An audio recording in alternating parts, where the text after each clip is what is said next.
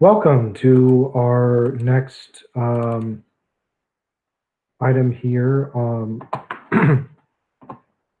to our novice formation class. Welcome to our next.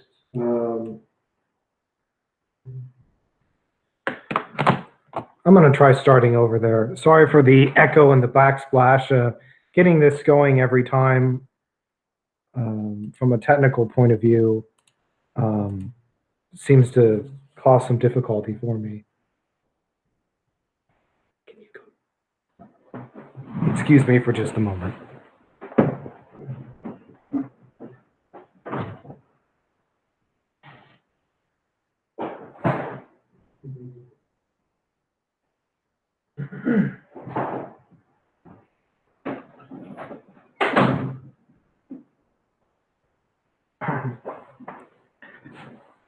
Okay, so we are continuing our reading of the 12 degrees of pride and humility, which is, of course, the great work by Saint Bernard, our spiritual father. And we are reading it from the point of view of a novice in the Militia Templi. And so I am not going to be delving into the deeper theological aspects of the work, such as in the chapters that hopefully you've read on curiosity, where he talks about the fall of mankind and the pride of Lucifer. But we're going to be looking at the work mostly from a practical point of view and trying to apply it to our own novitiate and our own life and take away a new way, a Catholic way, a Templar way of looking at the world. And we left off last time talking about the 3 degrees of truth, and we are going to, and how that leads to perfect love, and that then love comes in degrees. And so the next section talks about the third heaven, or the third heaven, which of course is talked about by St. Paul. And so St. Bernard explains what is meant by St. Paul as the third heaven. So, quote, "So those whom the Son calls through humility to the first heaven, the Spirit brings together by love in the second, and the Father raises by direct vision to the third. In the first they are humbled by the truth and say, 'In thy truth thou hast humbled me.' In the second they rejoice together with truth and sing, 'Behold how good and how pleasant it is for brethren to dwell together in unity.' For as also it is written concerning love, it rejoices with the truth. In the third heaven, they are carried up to the recesses of truth and say, 'My secret to myself, my secret to myself.'"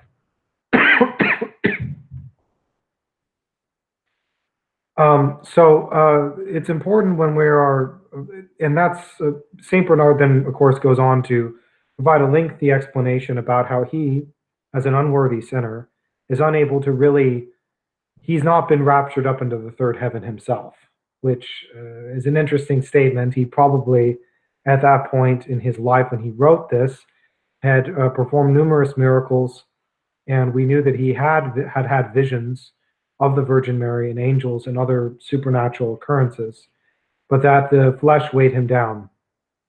So, and then of course, it's also important to realize that we're going to now start taking these steps, or we're going to take this downward trajectory. We're going to start at this perfect love, which he says that he doesn't have, and we're going to decline all of our way to reprobation, to damnation. That's the little trick of this book. It's the thing that Fulton Sheen, if you're familiar with, always used to tease St. Bernard about the 12 steps to humility, saying if you reach the 12th step, then you're so proud that you basically just wasted all your effort, when in reality, St. Bernard plays a joke on anyone who hasn't read the book, because the book is really the 12 steps to pride. And as he explains, if you know how to go down, you know how to go backwards the way you went. The problem, though, is that some of these things exist on a spectrum as well. When we talk about curiosity, there's minor curiosities, like wanting to know what a different flavored beer tastes like. And there are major curiosities.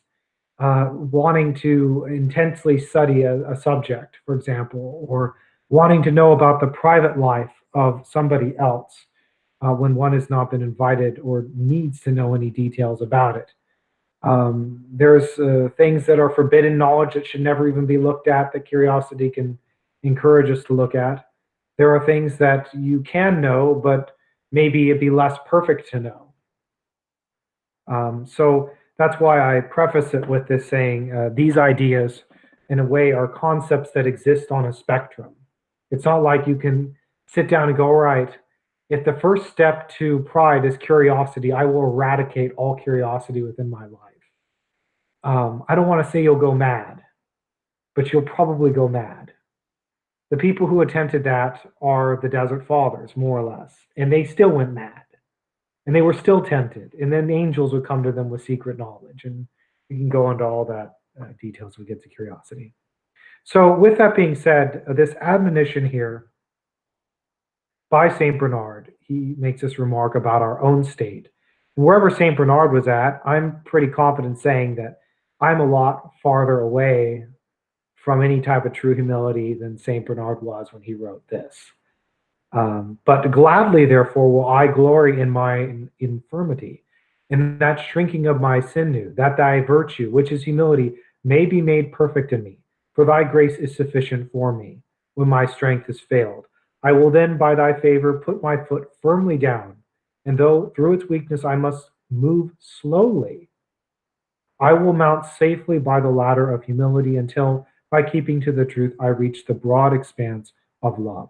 So this goes to show us we're going to be climbing this ladder, or in this case, descending, that humility is a path that must be taken slowly, and to some degree, even in the right order, right? So most of us are not in the state of total reprobation, so it'd be appropriate to start reading at the 12th step.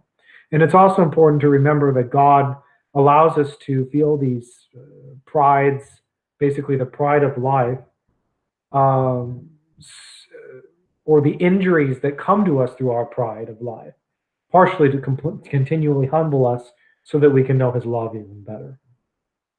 God was God and he became man. And he became the most wretched of all men on the cross. We can never grasp that. Like, we don't have the capacity to actually do what God did. The closest we can get is to have his life of grace within us and wish to suffer everything that he did so that we might further know his love. And they realize that just by the fact we were born of our parents who were sinners and we inherited that sin, we deserve everything that we get that's bad and nothing that's good. Like, that's where we have to start in humility. And anyone who more or less wants to get caught up in like weird theological notions of, well, why do good people suffer? Or, well, that is basically, you're not at a starting point where you can like learn this. You need to revisit those questions of suffering or whatever. This is for people who are already converted truly to our religion and believe that Jesus is God and that God is God and that we have to obey God because he's God. And like, you have to start at that starting point. Anything is like, well, I'm wrestling with the notion of suffering and I'm not really sure I'm Catholic. That's not for us. So once again, this is a thing for novices, not necessarily for inquirers into Catholicism. Okay. If we choose once again to quote St. Bernard, if we choose rather the way of pride, what does the proud one say? Otherwise, quote, otherwise, how can we saying stand? The wicked man is proud all the days of his life. Okay? The wicked man is proud all the days of his life. Unless our humility, in a way, our humiliation is renewed daily, then we're wicked. So there should never be a day where we examine our consciences and not conclude that we've come up short. You know, the imitation of Christ, what does he say, right?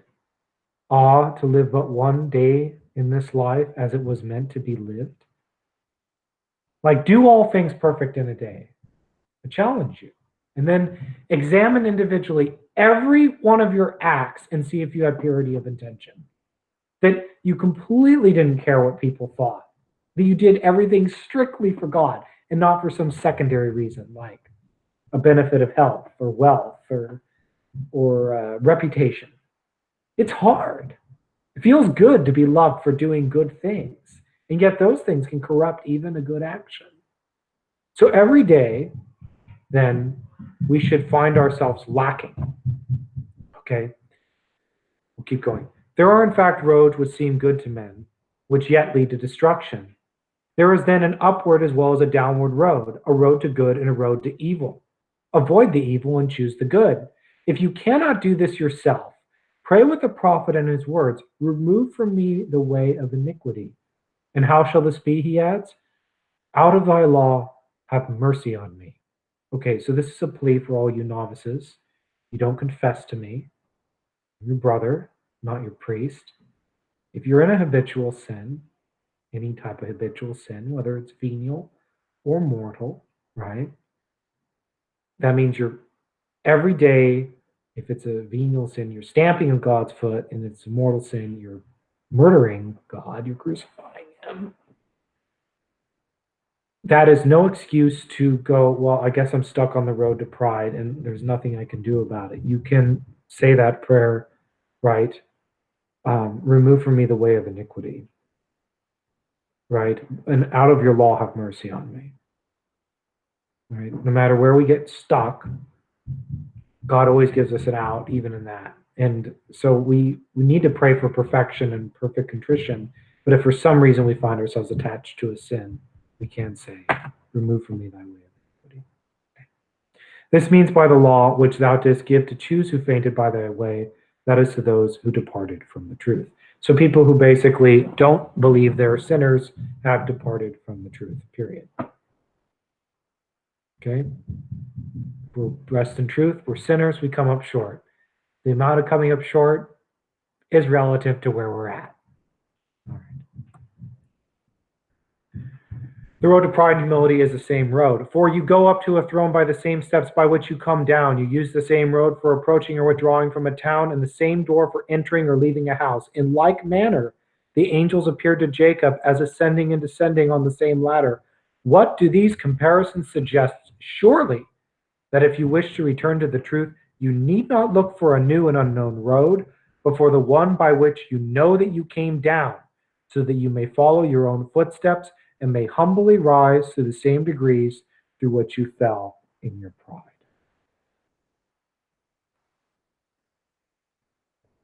It's very hard to go from habitual sin to hermit in a cell, just chilling. I mean, offering your prayers to God in solitude, right?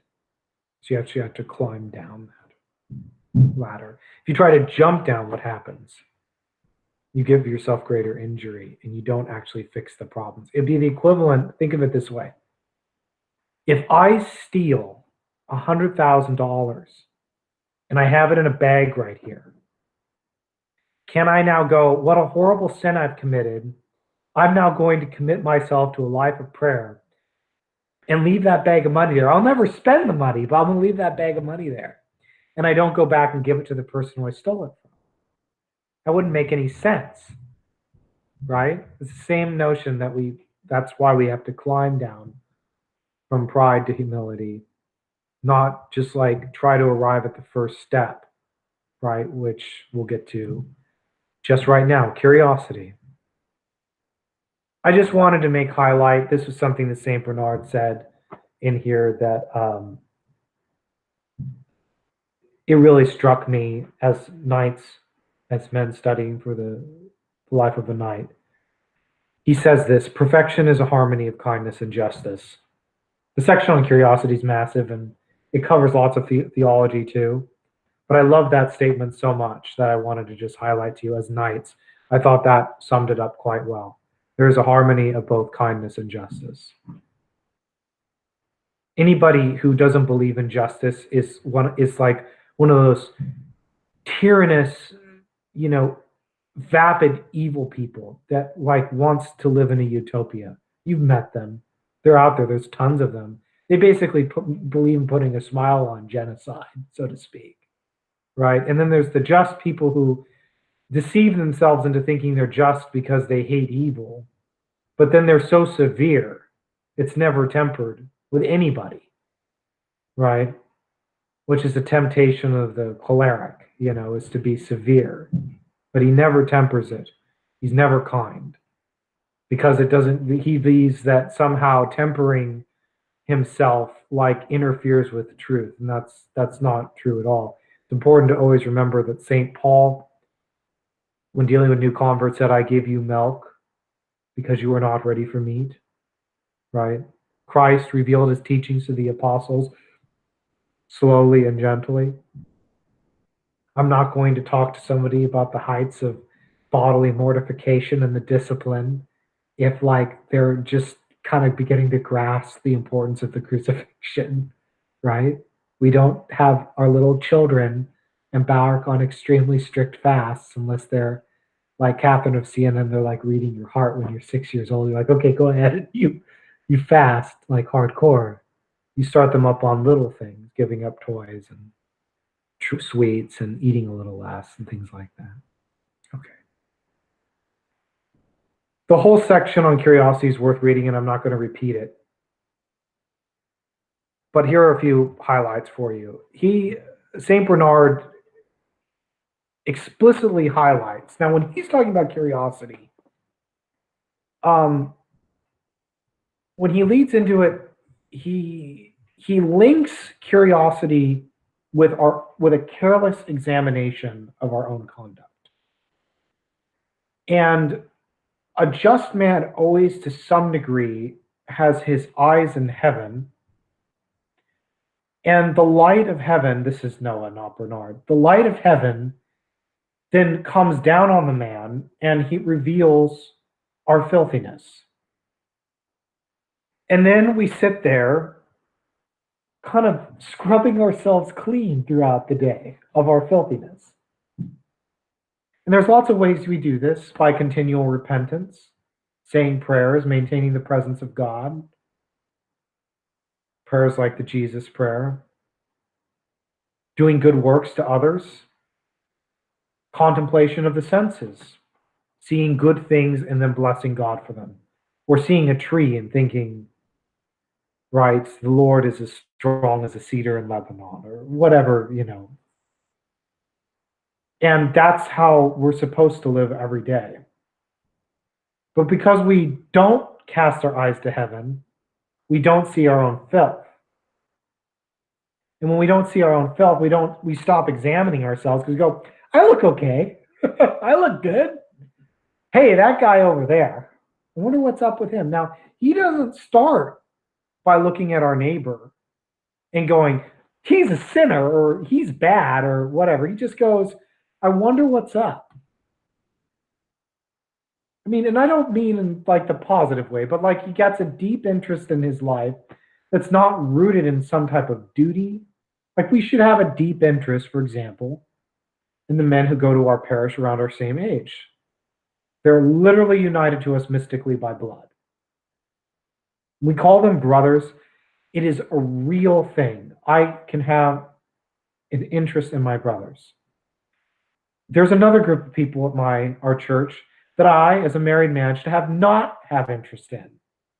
It is the unmarried women around my age in the church. That doesn't mean I have contempt for them, but I have no right to a curiosity of them.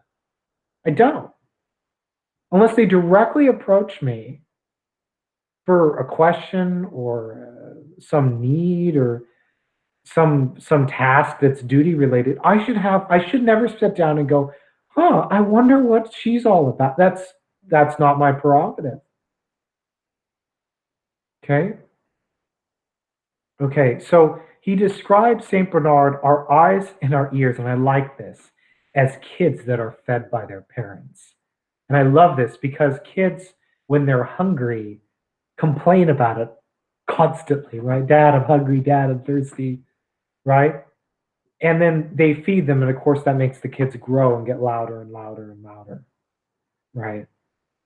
So, and at the same time, we can't get rid of our kids. We have eyes. We have ears. So there's no escaping them. We have to use them too.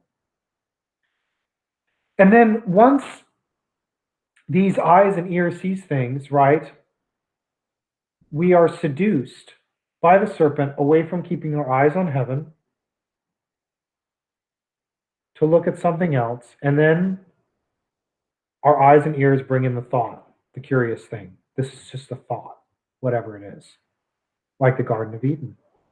And it starts causing its destruction. Okay. I have seen curiosity as a novice master. And as a man who has run in, I hate using the word devout, men of devotion, men who are actually are willing, men and women who are willing to invest extracurricular time outside of Sunday worship in their faith. We'll put it that way. They give attention to details. I don't like using the term devout man. That term has been cheapened to literally mean like you actually hold your religion with some degree of piety. I mean, nowadays you can be like if you are a politician who, goes to mass every now and then, like doesn't explicitly endorse child murder, you're devout. Like that's our low standards. It's like brave, it's like brave bishops who find the courage to occasionally tisk child murder or sodomy. I mean, that's how far down our standards have dropped. So anyway, I've seen it destroy people. Now, as a knight, in our documents, in our governing documents, we explicitly line out what you should be studying. I tell you what books to buy. And you don't have to just read those books. You can read Catholic periodicals from good groups. You can read books that on theology. You can read books on the Crusades and histories. We encourage you. We even demand you do these things. But we don't ask you to read up on certain types of controversies nor participate in the debates of them. I will give a concrete example since it actually happened. We do not get too overly involved in the question of certain ethnic groups and their historic persecutions and the veracity of those persecutions. I speak in veiled language because I don't want like this to become like in the comment section, somebody define this. And, I think everybody here knows what we're talking about. And by the way, that didn't cause the vocation to destroy. It led one thing to another. Same thing with Sedevacantism. Just curiously looking at the arguments from these people, and it's sad that it exists today. But instead of like going to learned men who are in our lives, or even to authors of great authority, people go to the Catholic forums or the Catholic blogs by, Aquinas 1351 and his comments on it, and then take them as gospel truth. All right. And they wind up curiously reading themselves into heresy, schism, or even outside of the church entirely. You should not be, okay. So that would be, then the next thing, intense zeal of things that don't concern you. Okay. I know people who are deeply passionate about GMO foods. Fine. Feel deeply passionate about it. Novices and knights should not be spending a great deal of their time studying it, though. Right?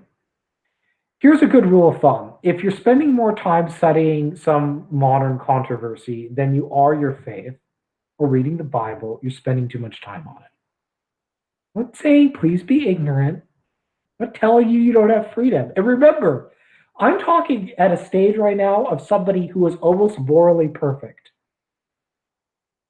You're not going to see me look at you and like cast a harsh glance at you and say, you've been talking awful lot to me about organic food, and I think you need to cut back your reading on that. That's not the type of correction that I do. What I have corrected people on is when they become enamored in a topic to the point of me seeing them on their Facebook page get nasty with outsiders or act in an unedifying way that violates our rule. Yes, I'm your Facebook friend too, right? I see it. Don't like that. Don't do it, right? And then I'll issue a correction, and then I'll point out that we should be studying what we've been told to study as our primary thing. Okay, listening to the gossip on matters that we cannot directly affect. It's so easy. People like bait you into like wanting to hear their gossip, even about good things. They like bait you. It's like, oh, I know this thing. It's a trap. You want to ruin their day? Say, oh yeah, you have to tell me about that. It's okay if it's private. People hate that. I love delivering. You got to take the little pleasures, you know? That's one aspect of frustrating your neighbor. It's like when people start paying you lots of compliments and they're expecting you to start like paying them back, and you kind of like, you really shouldn't, you know? Stop it. Okay. Pursuing worldly things for the experience. This one is wrought with peril. We need rest and recreation. We do. The nights in Italy do outings. You've been over to my house for dinner. You know I take my rest. But here's some rules of thumb for you.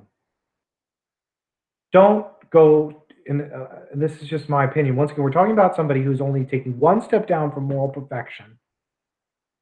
If it's not conveniently had, you have to suffer for it. And all acts of sufferings are either vain or acts of religion. Try to keep yours at acts of religion as a poor knight of Christ. That's poverty of spirit. And by the way, that can be applied to almost anything. Okay? Almost anything. And sometimes we have to suffer things for our neighbors, and that's different. That can be offered to God. If you're married or you live in common with other people, that means you have to suffer their wants and desires occasionally. Sometimes somebody invites you and you would be crestfallen if you didn't do it, and you should take those delights as they come. But don't, of your own initiative, try to like, people shouldn't like look at their lives and go, I have Saturday and Sunday free. What's the most, experience I can have at things I don't normally have experience at? Isn't it absurd? And I think it is. I mean, Imitation of Christ talks about this with the saints. He goes, people will travel thousands of miles to go see a relic of a saint, not even darken the doorstep of their church to visit the King of Kings in the Blessed Sacrament, right? Okay, well, it's like beer, okay? I like going to the abolitionist aleworks. I wouldn't mind going out to as a date, a little outing for fun. Would I drive an hour and a half or 2 hours to go to a place in DC to drink? Absolutely not. I would view it as like I'd have to have very good reason other than just the experience of doing. Don't do things just for their experience. Or you're following the vice of curiosity. Feeding others people's curiosity unnecessarily. View yourself as a worthless sinner and that people aren't that interested. And you know what? Most of the time they're not anyway. Okay? There's a great saying, she's just not that interested in you. Apply that to almost everybody in your life. Hey, I deeply love my friends. But more or less, like with our vessels, with our emotional states, unless we feel burdened, we don't want to have, what did I call it? Emotional diarrhea.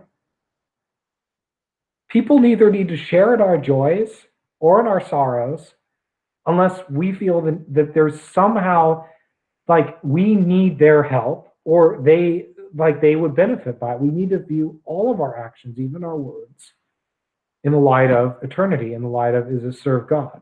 That's, by the way, I have to say these things because I'm talking about absolute moral perfection, not my actual lived experience of being the deeply flawed human being that I am. By the way, the ancient Knights Templar were this way. They were solemn and grave men. They were absolutely intimidating to people who dealt with them, with their gravity. One person called them, what is it, grave killers or something to that effect. And they observed the old form of monasticism, which I get in. That meant no smiling, no laughing, solemnity, constant. I also like to call it my resting sour face. Right? So we do not want to feed other people's curiosity unnecessarily. Okay, so we're going to take a journey down. The next step down, we've let the curiosity in. And now we're going to experience what's called levity of mind.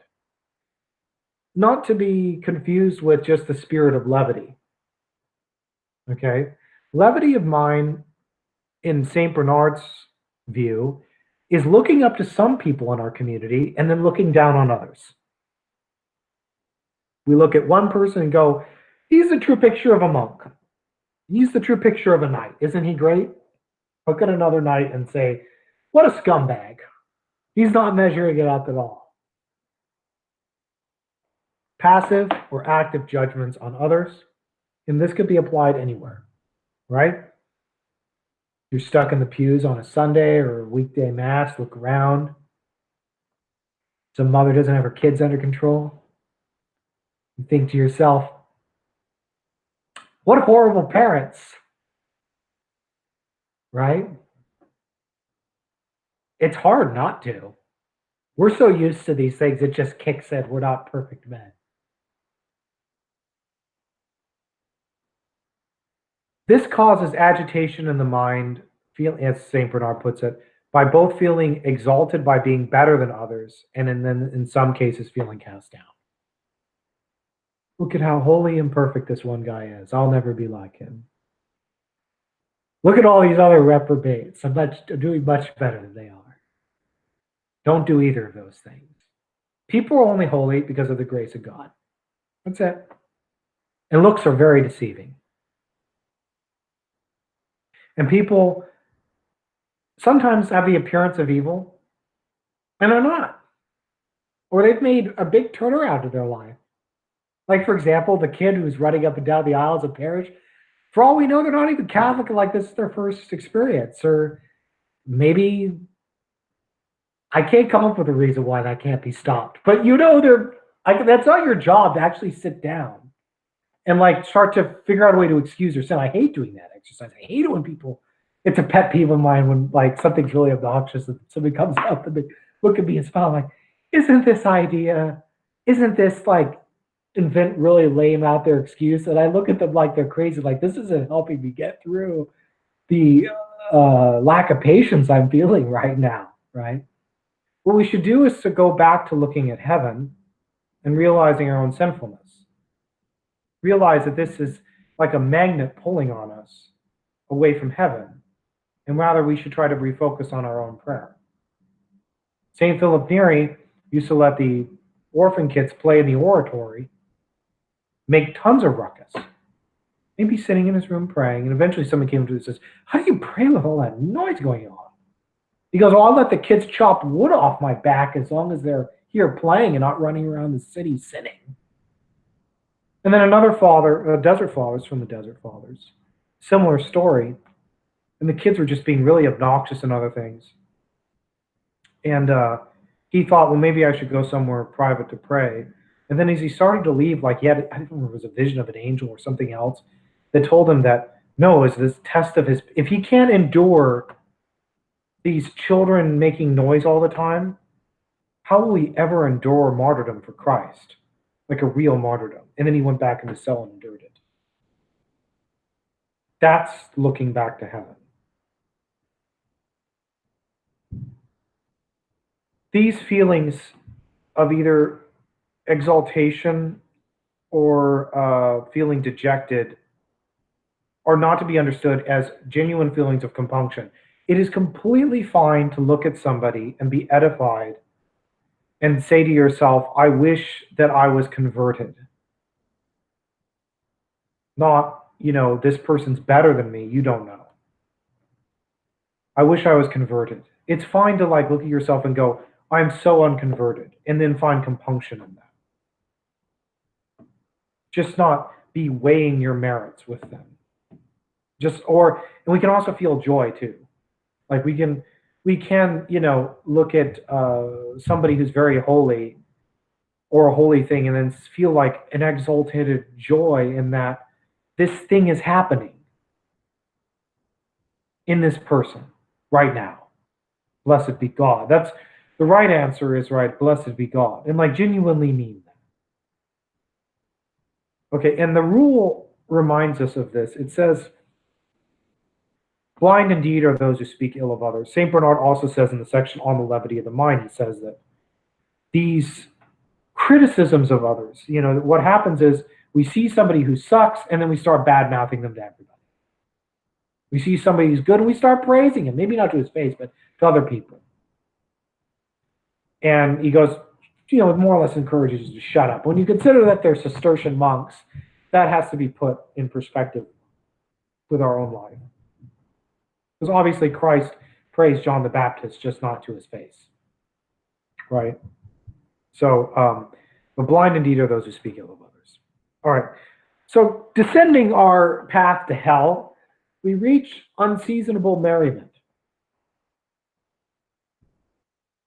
This is somebody who walks around with a perpetual grin on their face. There's just no other way to put it. Yes, St. Bernard, like the way he rails against these people is absolutely hilarious. Go back and read it again for your pleasure if you want. But he points out the problem with this. He points out the problem with people who walk around with a grin on their face, laughing and making light of everything at the monastery all the time.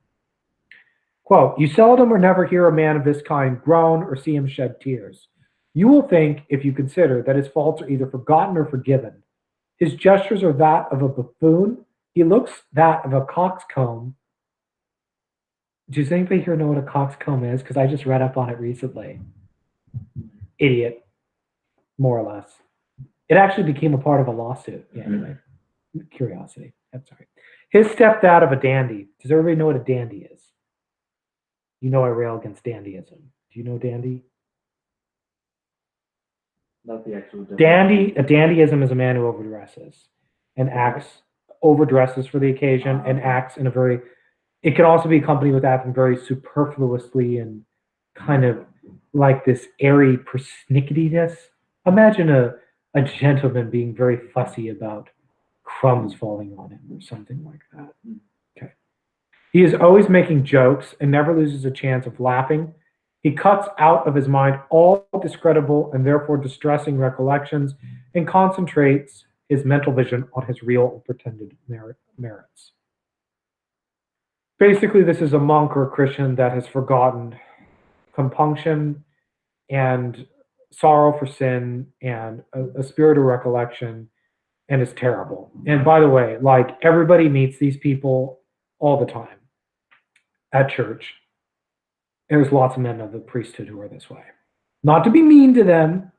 We're talking about the third decline from the state of perfection. We're not even in somebody who's lost the grace of God yet.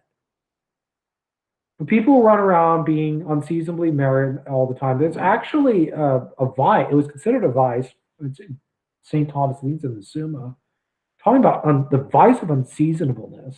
So more broadly, this is a person who basically can't like impose things on himself like during Lent to make the season more somber. Let's say he likes listening always to cheerful music. He's listening to it on Good Friday.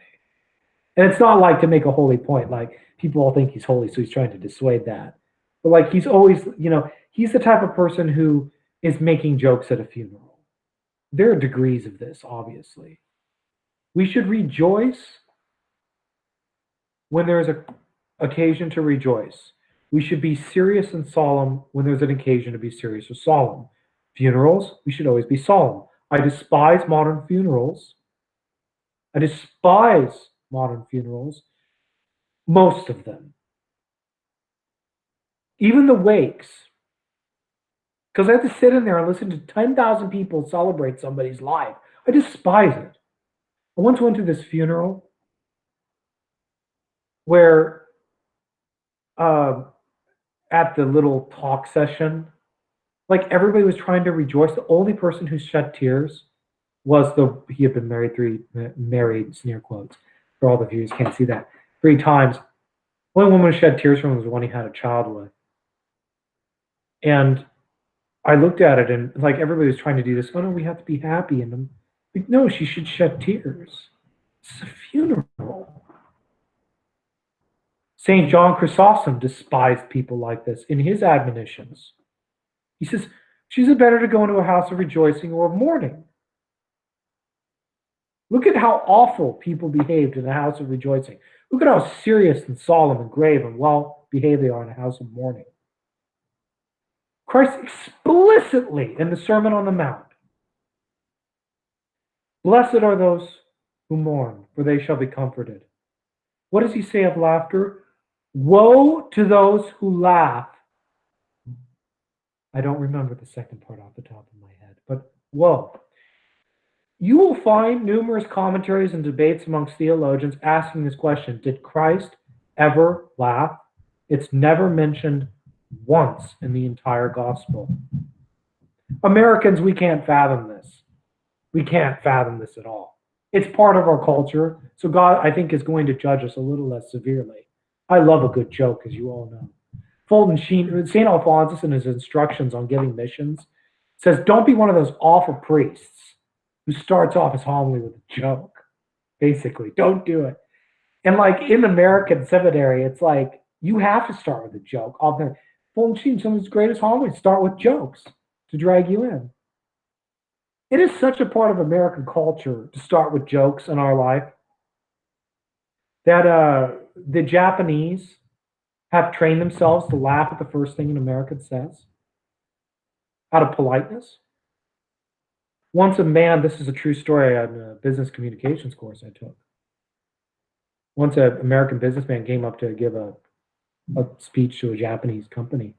And right as he was staying at the podium, he got a call and he took it. And he burst into tears and he got up in the podium and says, I have to be excused.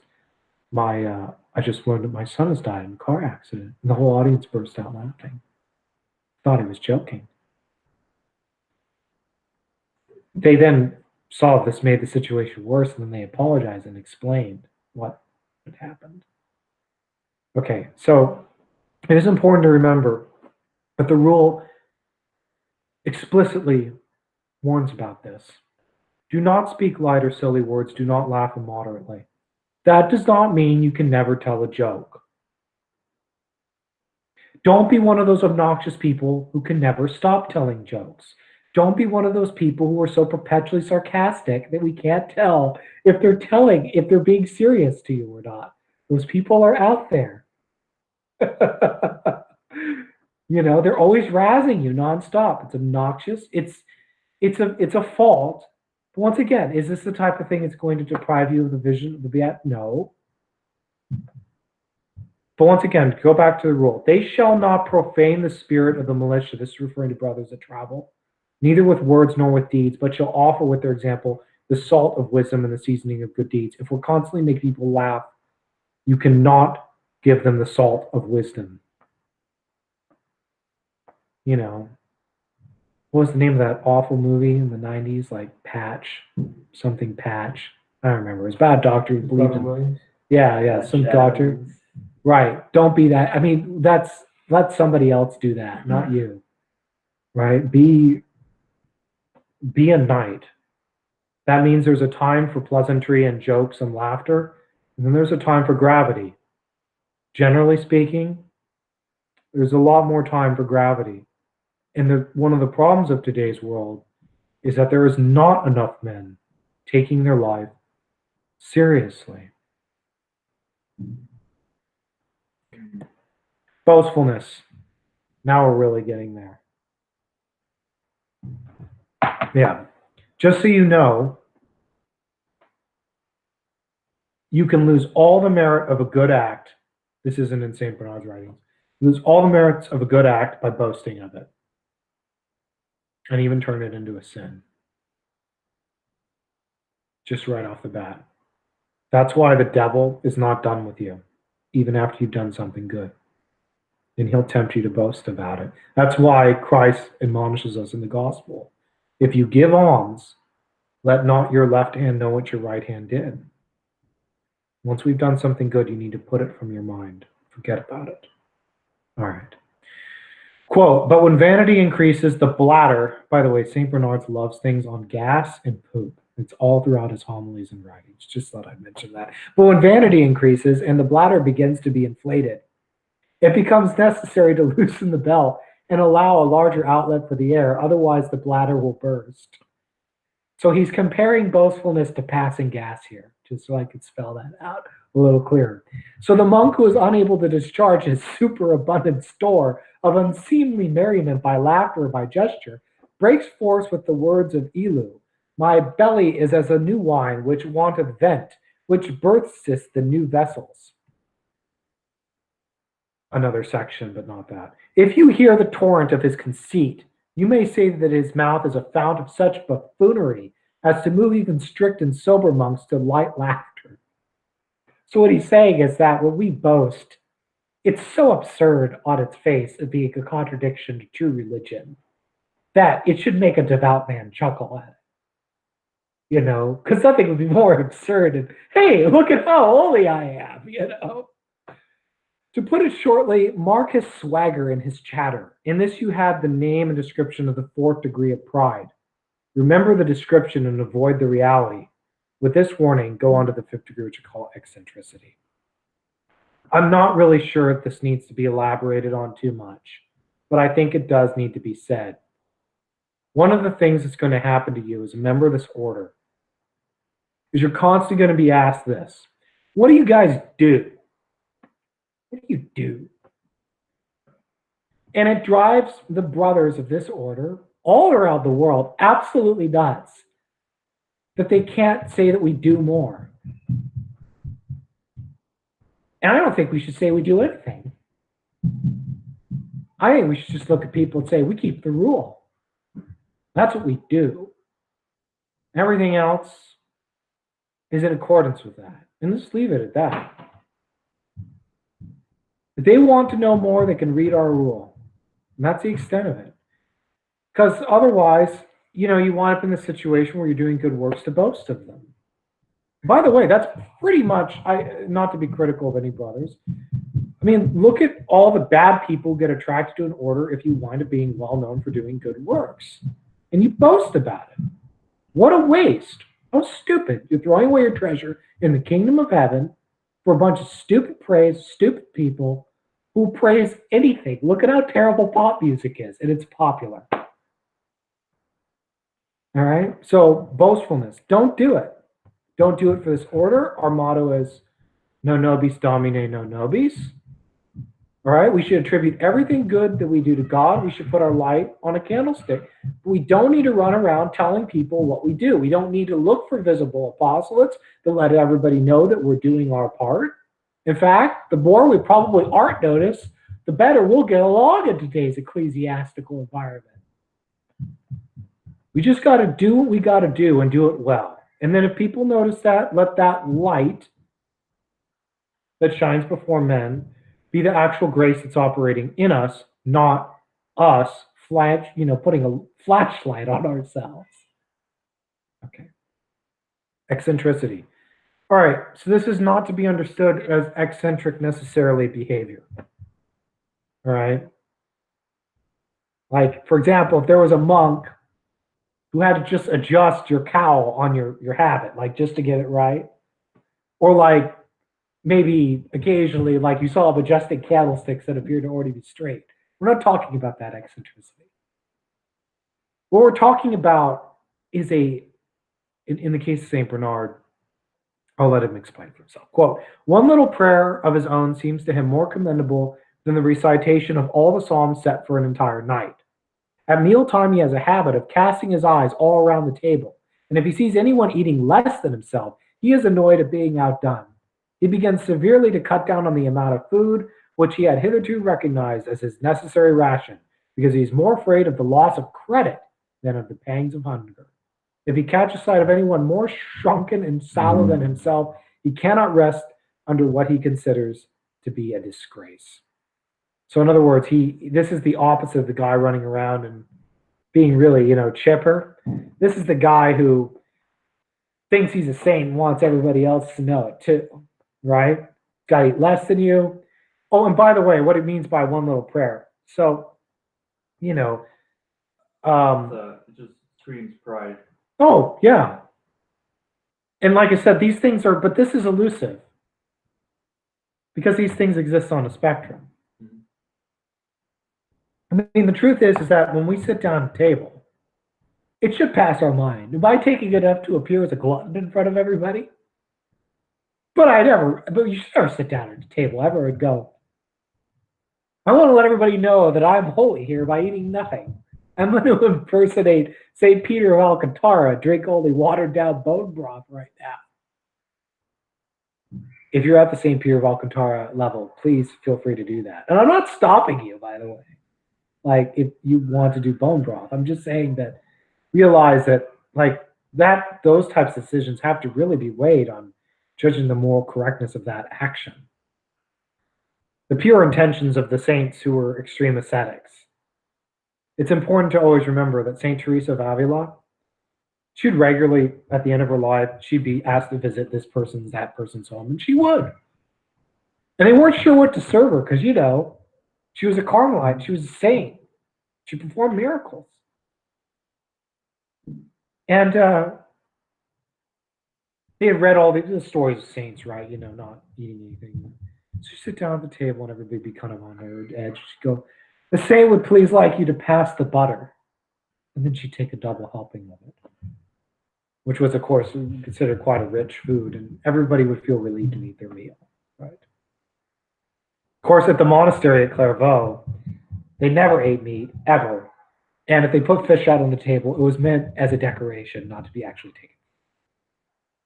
That's what was written about them. Make that up. Okay. As he continues, I think this is worth saying. When she has performed the trifling service he required, she returned to, oops, this got mixed up with another thing. Oh, that was my last slide for this presentation. I want to talk about this a little bit more in a practical way. One of the examples that's not here is somebody who spends all night up saying their own prayers and then is not on time for the office the next morning. In our rule, it restricts our movement to some degree. We have our own form of fasting. You should never take a full portion at a meal that leads you to be completely satisfied. If you want to go above that, the rule explicitly says you need to get permission. You need to talk to your spiritual director about that. We have our own prayer life. We want you to say the office, rosary, mental prayer, Bible. You can do more than that.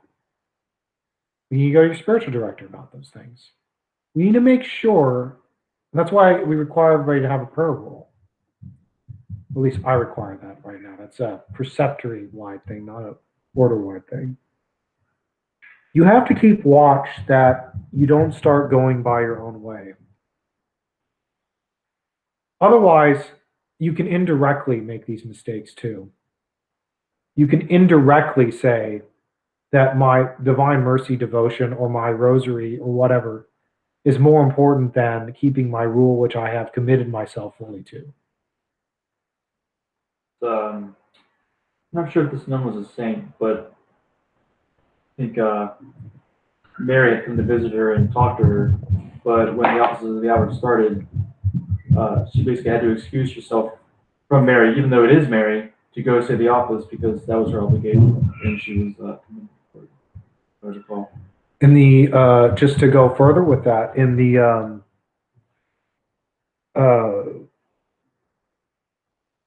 the Acts of the Cistercians from the 1300s, there is a story of a Cistercian nun who had the privilege of, during the office, of having the infant Christ show up to her and literally cradle himself in her arms while the office was sung.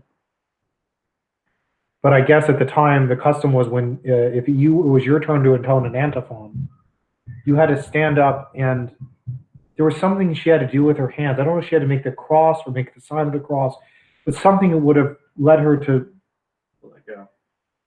And so, but she knew in obedience to the rule that she had to do this. And so she did it, and then God was pleased with her, and then he immediately went back into her, like he floated in air, and he immediately went back into her arms again. So that's where our eccentricity comes in.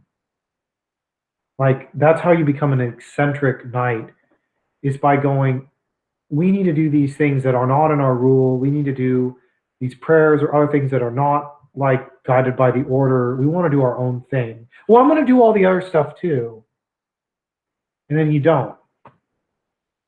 Right? And then you do too much and you burn out and then you lose your vocation, which happens to novices. And it's happened, I believe it's happened to knights, because they set out to do things that were above their strength, and they didn't make recourse to their spiritual directors, who would have stopped them and said, this is too much.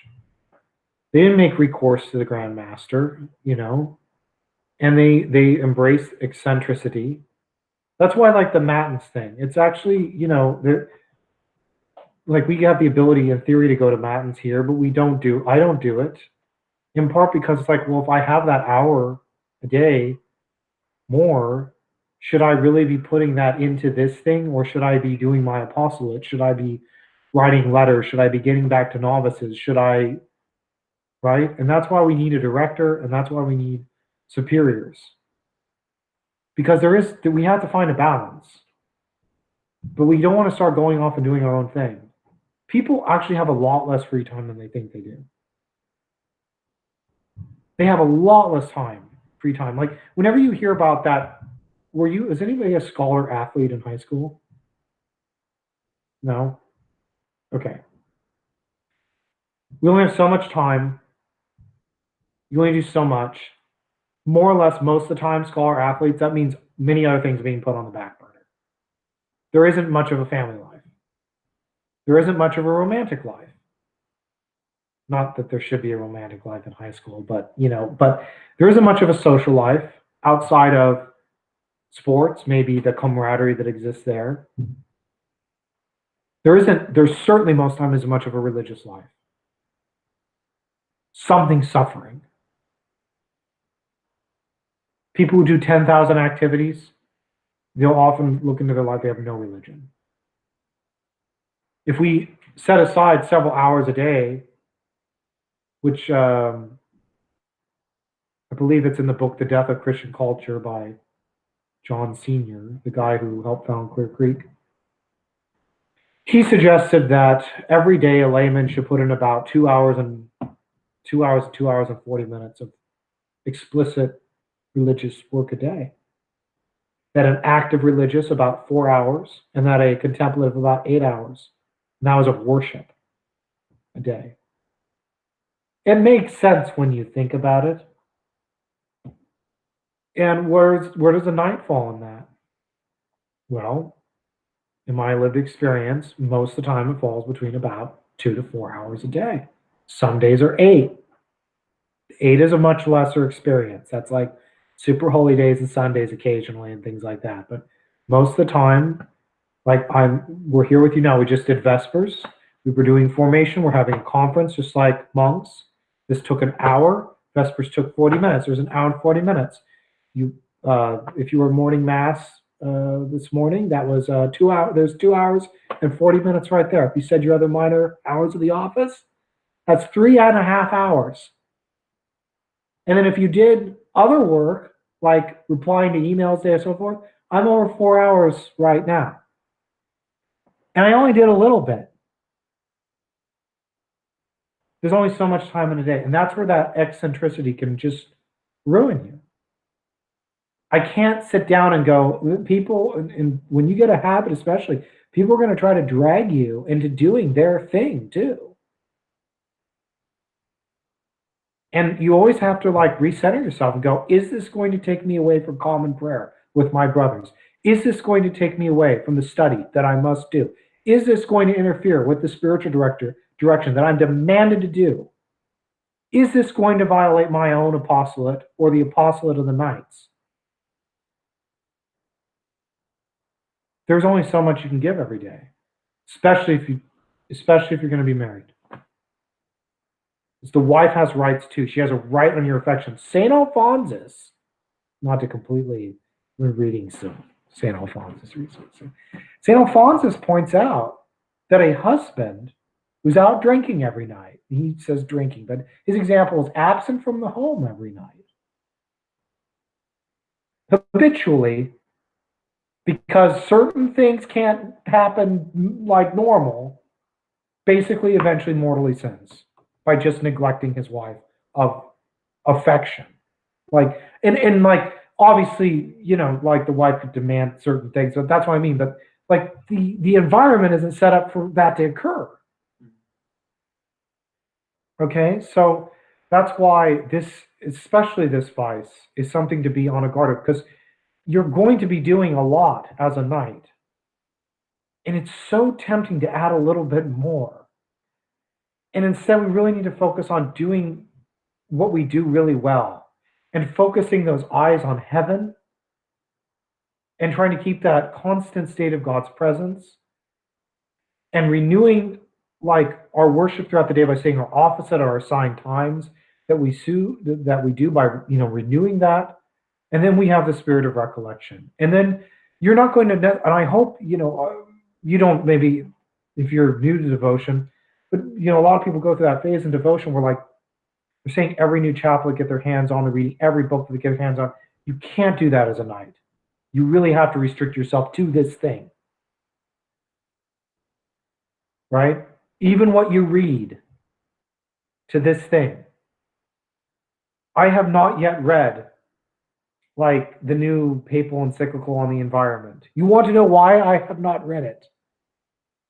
Because I do not set public policy. I do not set public policy. Does it make sense for me to read it yet? Am I writing on the topic? No. Am I in charge of giving adults catechism? No. What do I read? What am I reading right now? I am reading a collection of homilies for laymen on the liturgical year as my side reading. I'm reading the Bible, and I'm also occasionally reading a little bit of a life of a saint, Saint Bridget. All those things are appropriate to my way of life, right? Eccentricity, be on the lookout. And with that note, we're going to wrap it up, unless I have not been looking at the chat window. So I'm going to, while I get over to that other screen, I am going to open questions here. Does anybody have any questions or comments? So concerning the 4 hours a day, now it's like strict prayer life or like worship. You know, yeah, you mentioned as worship, and you're putting things like, if let's say I go to Father Alban and we spend an hour in spiritual direction. That would count as an hour. Right. Like Yeah. It's devoted towards, because the end goal is to God. Right. I'm talking about the explicit investment of time. That can mean many things. Mm-hmm. And obviously that's going to vary a lot. Like, for example, if you're working an 8-hour shift and you're doing 2 hours in the car a day, I might include like that commute, like an hour of that, if you're listening to holy things or praying your rosary or something. Right. Right. Does that mean right. Active worship doesn't have to be a solemn high mass, you know? No. It doesn't even have to necessarily be, it doesn't even necessarily have to mean,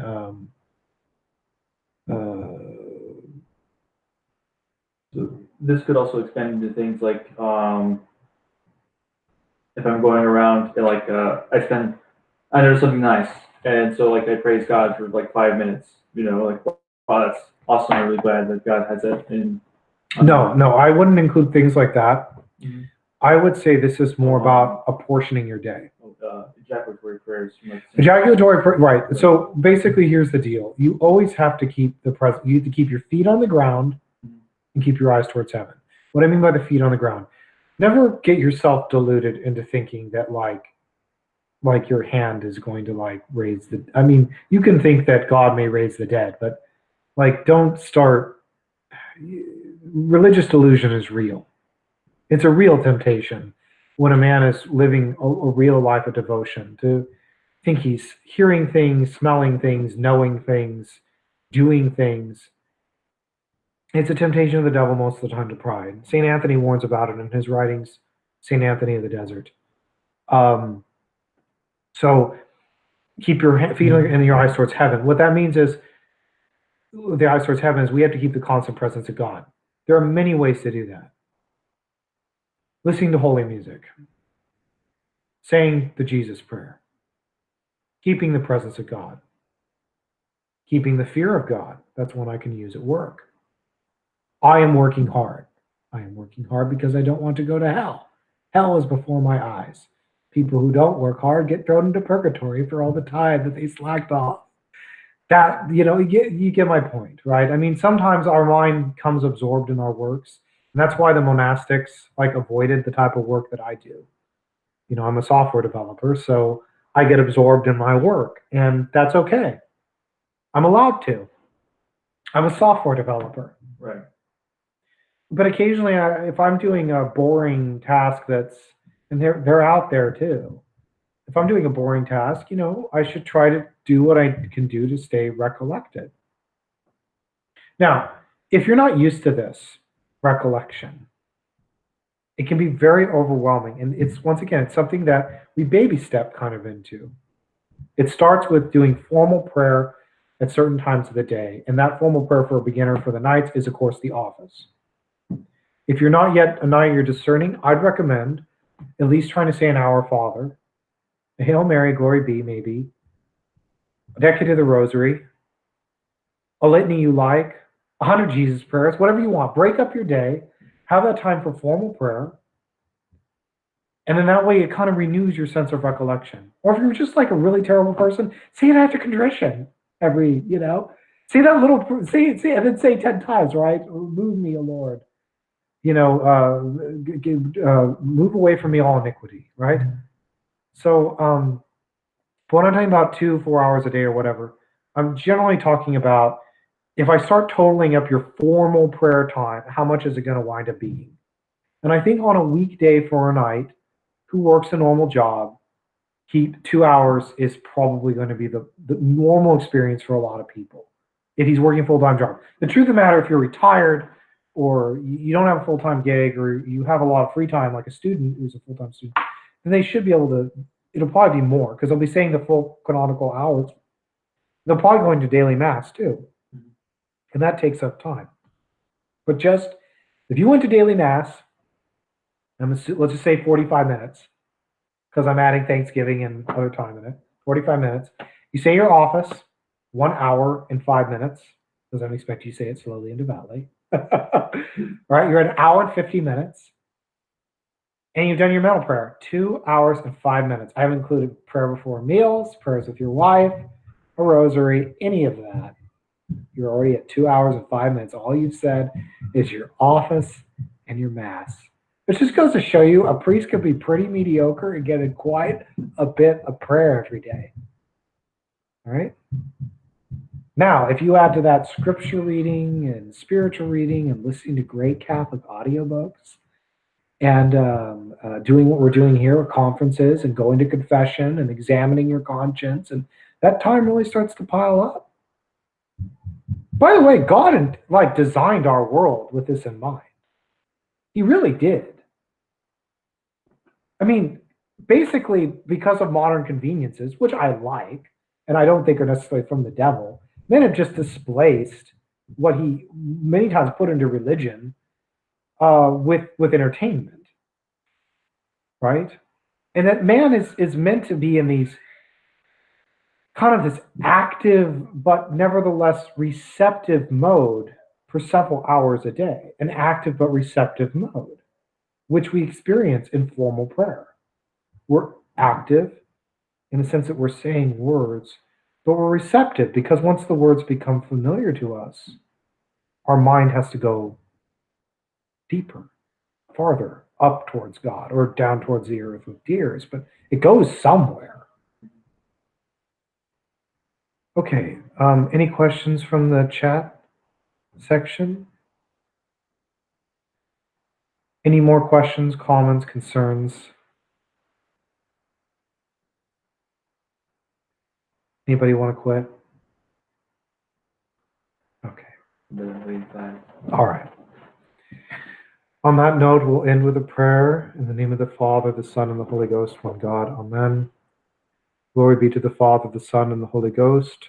It was in the beginning, now, and ever shall be, world without end. Amen. Saint Bernard, Pray for us. Our Lady, Queen of the Militia. Pray for us. In the name of the Father, the Son, and the Holy Ghost, one God. Amen.